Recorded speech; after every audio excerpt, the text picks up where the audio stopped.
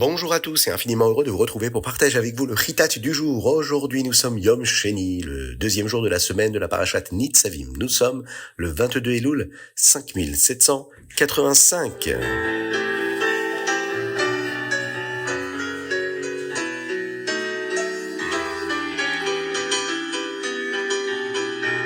Nous allons commencer tout de suite par le Chumash du jour. Moshe Rabbeinu annonce au Ham Israël qu'ils vont contracter une alliance avec Akadosh Baruch Hu pour respecter les mitzvot, mais on peut se demander pourquoi une nouvelle promesse est nécessaire.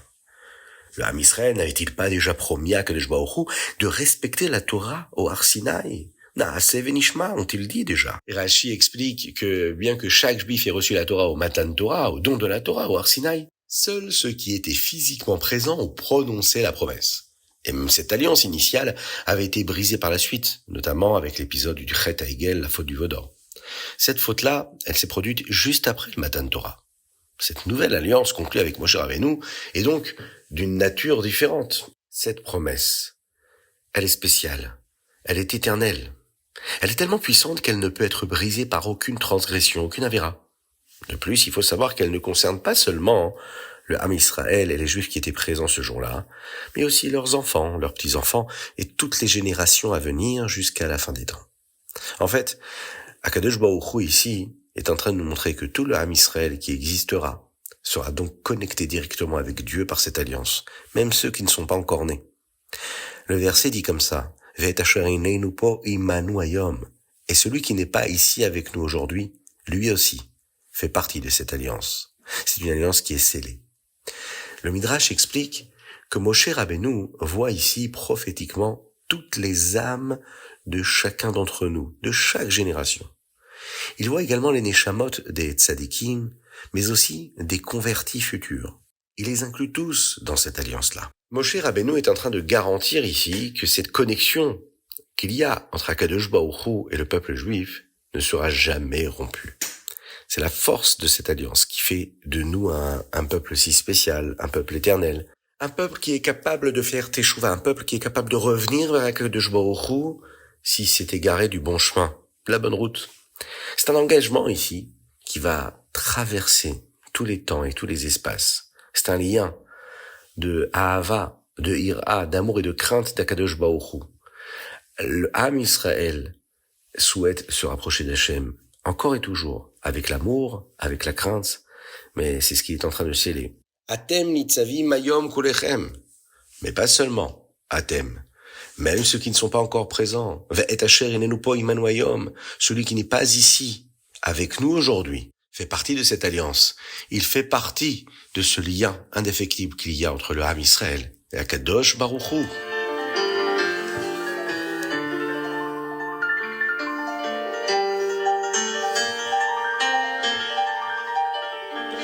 Teilim, aujourd'hui nous lisons le 106 et le 107. Ce sont les chapitres qui correspondent au Kuf Vav, Kuf Zayin, et nous récitons également les chapitres pour le mois de Elul, Samer Dalet, Samer E et Samer Vav. Dans le deuxième verset du Teilim d'aujourd'hui, David Amelech dit comme ça, Mi yemalel gevurot Hashem, yashmiya kol teilato. Qui est capable de raconter les grandes actions d'Akadosh Baruch Hu? Qui est capable de dire toutes ces louanges? Dans un Mahamar, dans un discours chassidique, le Rabbi Shneur Zalman rapporte une explication du Baal Shem Tov sur le mot de Yemalel. Le mot Yemalel, raconter, peut aussi signifier briser. Et Gvurot, la grandeur, peut aussi signifier la Gvura, la rigueur. C'est ainsi que le Pasuk pose ici la question. Qui peut briser la rigueur d'Hachem? Mi Yemalel Gevurot Hachem. Qui peut briser la rigueur de Dieu? Pour qu'Hachem n'ait pas à être strict avec nous? Et la réponse, elle est Yashmi Akol Teilato. Celui qui nous fait entendre toutes les louanges à son sujet. Le mot Teilato ici, les louanges, peut aussi signifier Teilim, de sorte que la réponse est celui qui récite tout le Teilim. C'est ainsi qu'en plus de tous les autres bienfaits que peuvent apporter la récitation du Teilim, celle-ci a aussi une force spéciale pour faire en sorte qu'Akadosh Baruch Hu n'ait pas à être strict, avec trop de rigueur avec nous, et qu'il nous traite avec chesed, avec de la bienveillance. Lire les Teilim, Teilato, ça permet de faire flancher la rigueur d'Akadosh Baruch Hu, de transformer, de briser ces gvurot-là, ces rigueurs, et de le transformer en bonté et en compassion véritable.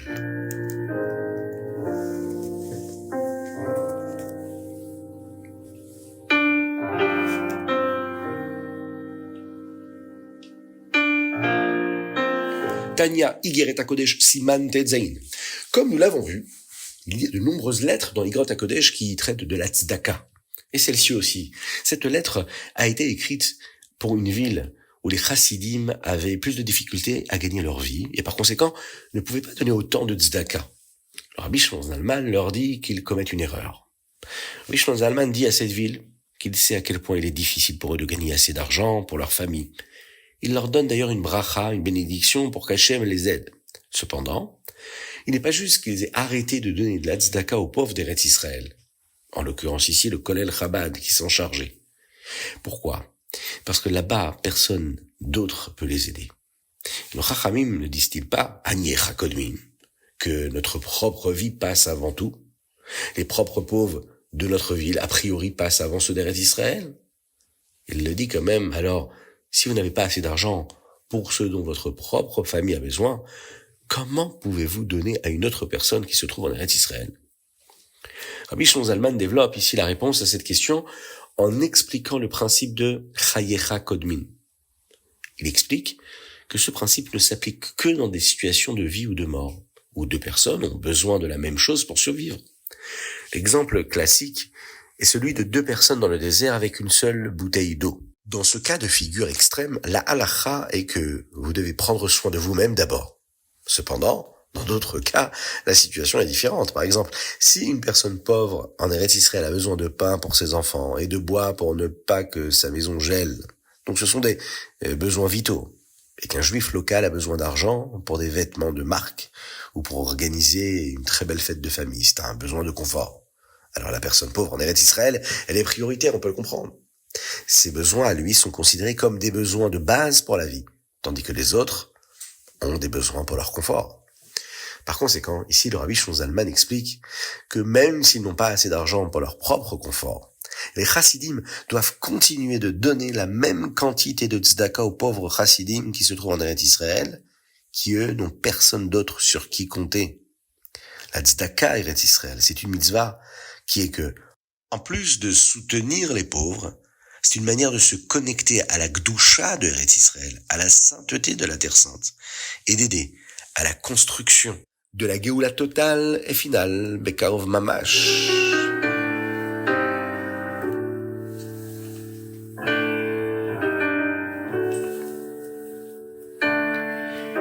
Ayom Yom Chavbet Elul, 22 Elul. Dans le Ayom Yom aujourd'hui, nous apprenons que lorsque nous accomplissons la mitzvah de Ocheach Tochiach, c'est-à-dire exhorter son prochain, lui faire une remarque, une critique, il peut s'agir de dire quelque chose qui donnera à l'autre l'impression qu'il n'est pas aussi bon que nous. La Chassidoute nous enseigne que si on a besoin de faire remarquer à quelqu'un d'autre qu'il fait quelque chose de mal, c'est une mitzvah d'aider cette autre personne à faire la bonne chose. Nous devons d'abord nous assurer que nous n'allons pas le blesser. Il est plus important de s'en assurer avant de lui faire la remarque, même si on est persuadé qu'on est en train de lui donner un bon conseil. Si, en donnant le bon conseil, on le vexe, alors à ce moment-là, on n'a rien gagné. On doit trouver les bons mots, on doit trouver la véritable compassion et l'amour véritable pour pouvoir lui faire la remarque, comme il le faudrait.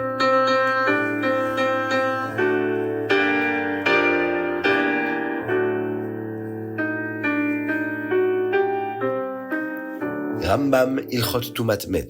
Le Rambam d'aujourd'hui est composé des chapitres suivants, Tetvav, Tetzaïn et Yudzaïn, chapitres 15, 16 et 17.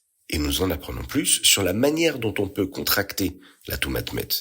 Nous avons appris précédemment ce qu'est un Ohel, que tout ce qui est sous le même toit, ou là où se trouve un mort, devient tamé avec la Tumat Met, cette impureté-là. Le Rambam dit que s'il y a un espace ouvert d'au moins la taille d'un téphar, un téphar c'est environ la paume de la main, comme une fenêtre ou une porte, eh bien la Touma peut se propager et se transmettre à la pièce ou à la maison voisine, celle qui se trouve sous un seul Ohel, sous un seul toit.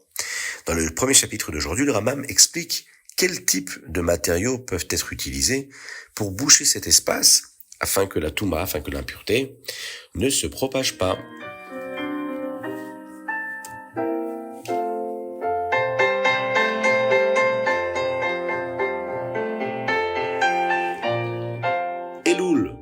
mois d'Elul est spécial. Mais il y a quelque chose de très spécial dans les jours des Slichot. Les jours d'Elul sont tellement spéciaux, on le sait, Hamelech Pasadé, le roi est dans les champs, Akadosh Baruch Hu est si proche de nous. Il nous aide à nous préparer pour une Shana Tova Umtuka, une bonne année, bonne et douce année. Maintenant, c'est aussi ces jours-là où nous disons les Slichot qui nous préparent à Rosh Hashanah. Mais qu'est-ce qu'il y a de spécial? Le Baal Shem Tov enseigne que pendant l'année, Akadosh Baruch Hu nous donne de nombreuses brachot, de nombreuses bénédictions. Certaines sont basées sur ce que nous méritons, mais d'autres, Akadosh Baruch Hu nous les donne comme un prêt. Et à nous de le rembourser par notre bon comportement. À mesure que nous nous rapprochons de Rosh Hashanah, nous pourrions repenser à toutes les brachot, toutes les bénédictions qu'Akadosh Baruch Hu nous a données cette année, et nous rendre compte que nous ne les méritions pas du tout, ou peut-être un peu. Alors, comment pouvons-nous faire pour rembourser Akadosh Baruch Hu pour ce prêt? C'est à cela que servent les Yemei Slichot, les jours des Slichot. Pendant ces jours, Hachem nous donne le pardon. Il est mochel, il efface notre prêt. Hachem nous dit que c'est bon, nous pouvons rembourser ce que nous pouvons. Et de cette manière-là, nous pourrons aborder Rosh Hashanah de manière joyeuse, heureuse. Pourquoi? Eh bien parce qu'on sait que nos dettes envers Akadosh Baruch Hu ont été réglées. Lorsqu'on a remboursé une dette, on est toujours très heureux. On est heureux parce qu'on est soulagé. C'était un poids, on s'est dit toujours, j'ai quelque chose à rembourser, j'ai quelque chose à rembourser. Lorsqu'arrivent les Slichot et qu'on rembourse tout ce qu'on a à rembourser, qu'Akadosh Baruch Hu, Mochel Vesoleach, Akadosh Baruch Hu, il nous pardonne, alors on est sûr de pouvoir arriver à Rosh Hashanah pour couronner Akadosh Baruch Hu, puisqu'il ne sera question que de lui. Akadosh Baruch Hu, Hashem ou Melech, Dieu, c'est le roi. On ne va penser qu'à ça, à couronner le roi, à couronner Akadosh Baruch Hu. Et on n'aura même plus à penser à toutes ces choses négatives qui pourraient être négatives, nous rappeler toutes ces choses qu'on n'aurait pas dû faire et qu'on a fait quand même, ou toutes ces brachot qu'Hachem nous a données et qu'on aurait dû rembourser ces bénédictions. Là, c'est fait. On arrive à Rosh Hashanah, saint, pur, dans la joie véritable.